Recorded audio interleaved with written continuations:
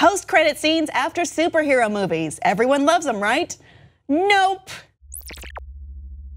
Director James Mangold, who is most famous for doing the Wolverine and more recently Logan, which was a great superhero movie, was talking recently about how he feels about the idea of the post-credit scene. And it seems these days we've been kind of nurtured to expect them at this point. You know, you don't leave right after a Marvel film because you know there's more than one maybe after credit scene. In some instances there were 5 post-credit scenes, which seems like there are 2 different camps on this. One is, oh, that's fun, we get this extra little thing, we're going to learn about the next movie. The other comes from James Mangold.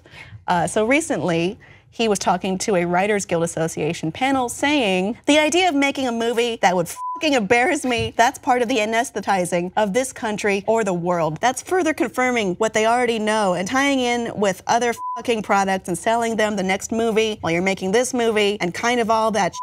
And then I find fucking embarrassing. Like that audience are actually asking for scenes and end credits when those scenes were first developed for movies that suck. So they put something extra at the end to pick up the scores when the movie couldn't end right on its own fucking feet. Now we've actually gotten audiences addicted to a fucking bonus in the credits. It's fucking embarrassing. It means you couldn't land your fucking movie is what it means. Even if you got 100,000 Twitter addicts who are gambling on what fucking scene is going to happen after the fucking credits, it's still cheating. It's just cheating. There's all sorts of bad habits like that fucking horrify me, man, that have become de rigueur in a way that we make movies. And I think the fear of being one of them that did that and then everyone's patting me on the back and I feel like shit inside because I know I cheated. Probably the greatest thing that scares the shit out of me. That man does not mince words.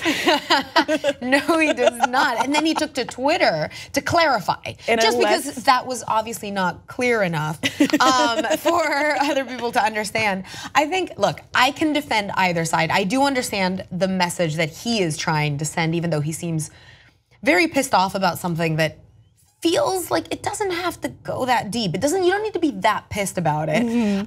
But he, you know, I understand he wants to elevate the audience. He does not want to cop to that. He really is very, very upset. Furious. And I do get it. Ferris Bueller did it in a very smart way. Jackie Chan movies do it with like failed stunts that they try. Bloopers are a lot of fun. It's a cute way to keep the audience engaged during the credits and kind of reward them for staying and respecting that part of it. Watching that.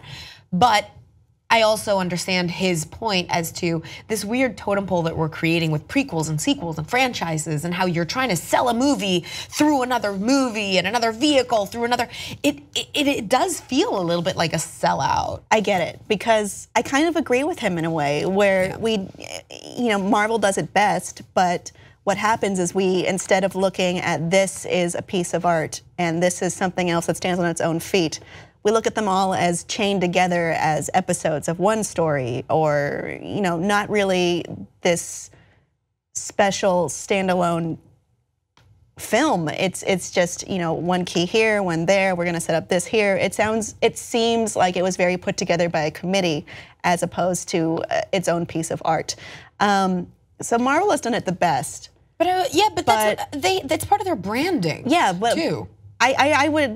They're the ones that I'm kind of borderline on because I do enjoy them. Yeah. But when you look at other films that perhaps weren't as successful, like The Mummy starring Tom Cruise, people were angry because it felt like, oh, why did we include this Russell Crowe character showing up out of nowhere and starting an Avengers of monster fighters already when we haven't even really accepted the conceit of this movie? And it's an easy way to fail. I really feel like someone told him to make a scene in Logan and he fought crazy, and that's why he's swearing so much. He's definitely very pissed. But I would say too, you're signing up to do movies within the Marvel universe. It is part of their branding. It's in a weird way, art is not decided by a committee that way. Everybody should have the right to do filmmaking in their own way, however they freaking want. And it's like saying that shorts aren't developed enough stories and they don't have a beginning, middle, and end. It's like, this is something that you're also doing, Wolverine and Logan. You're not doing Call Me By Your Name or 3 Billboards. Like, you know, you're also signing up for this. Sign up for 4 billboards coming next year. Next year. I get it. I mean, it's kind of understanding what these movies are versus what other movies are and what have you. Audience, do you agree or disagree with the conceit of post-credits scenes? Do you think they are helpful, or do you feel tired of them at this point? Please let us know on Facebook and Twitter.